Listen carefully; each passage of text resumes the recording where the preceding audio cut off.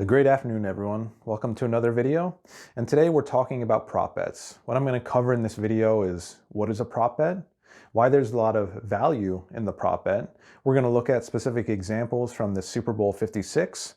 And finally, I'm going to give some tips on things that you shouldn't do as well, because knowing what not to do is just as important.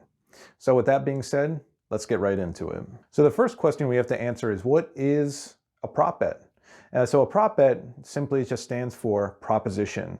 And what the sportsbook does is it offers you a lot of bets on something kind of pretty specific. Like an example is, will this player score a touchdown? Yes or no?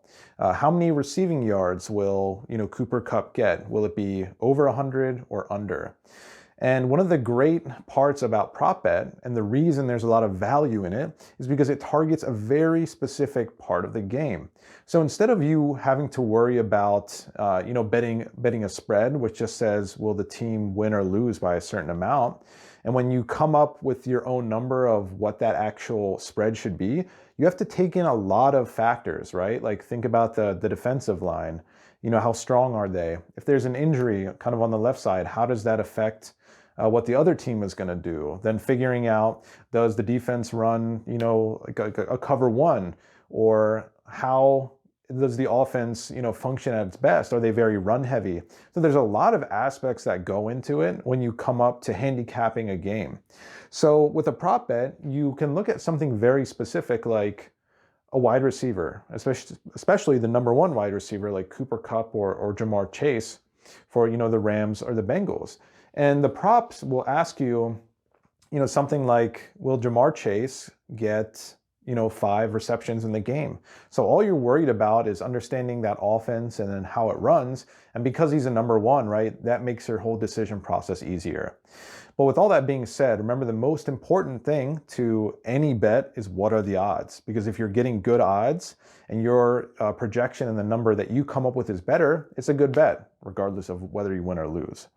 So that's why there's great value in it. That's what a prop bet is. So it's pretty simple. So let's go ahead and actually look at some examples and what it will look like online. So now let's take a look at some actual prop bets to get a feel for what it's actually like. So I'm looking at the DraftKings Sportsbook. This is free for everyone to view. You cannot actually use it unless sports betting is legal in your state, but I will include all the links in the description below. So here's the main page. And what we're looking for on the left-hand side here is specifically football. Okay, so we will click on football, and then we're just going to the Super Bowl tab. So a lot of the prop bets here will be at this kind of top bar here. And one we can look at right away is the touchdown scorers. So if we click on that tab, we see they have a lot of these different sub tabs, but we just want to pick someone that will score a touchdown, right? That's a prop bet. So here you're going to see all the different player names, and then we want it to be an anytime score, right? They also have the bets for if this person will be the first to score a touchdown, but how you determine that and what the odds are for that, that's up to you. And if you think there's value, you should take it. But I want to take just a look at Cooper Kupp here and his anytime score odds. So this prop bet simply says, will Cooper Kupp score a touchdown, anytime throughout the game? And their odds they're offering is kind of minus 190, right? So he's a favorite to do so. Again, for the quick math, I would just round it up to 200, then divide 200 plus 100 to this base, which would be 3. So it's 200 over 300, which is just 67%. So what the sportsbook is saying, they're expecting Cooper Kupp to score a touchdown in this game, 67% of the time.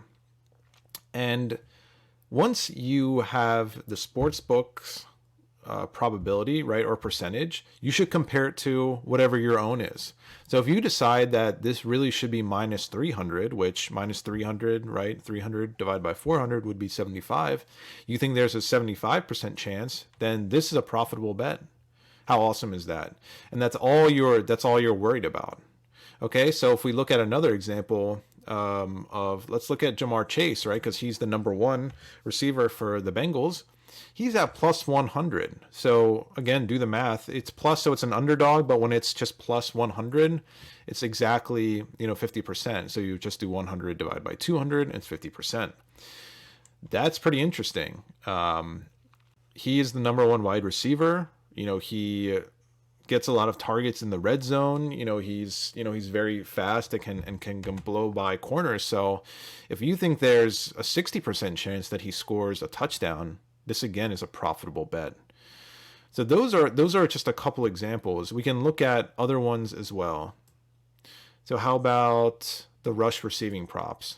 So they also have prop bets for how many receptions will they get, how many kind of rush yards, all these little tabs here. I'm just looking here, and it's kind of moving as I go through them. So if we look at receptions, right, Cooper Kupp's at 8.5, but always remember, do you see the odds here? It's minus 135. So you're not getting even money on a lot of these odds. You notice you're not getting even money because as more people bet it, it will move. So there's a lot of different types of bets, right? Even rush attempts. There's so many different angles here that you can kind of look at and see if you have an advantage. And the biggest and the most important part that you do is make sure you come up with your own number and compare it to the odds here. Because if you have an advantage, it's a profitable bet regardless of whether you win or lose. And it's really important to understand that and let that make sense to you. Right? They have longest rush. I mean, like anything and everything you can think of, it's here. How about the very first rush of the game? Are we expecting Cam to go under 3.5 or over? So that's why there's value here, because they have given an option just on everything.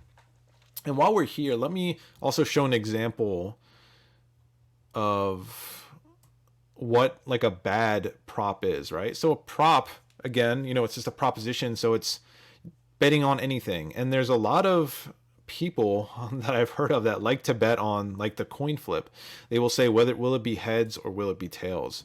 And what I encourage you guys to do is avoid those bets because you don't have any type of advantage. I'm just kind of clicking through here to see if I see it.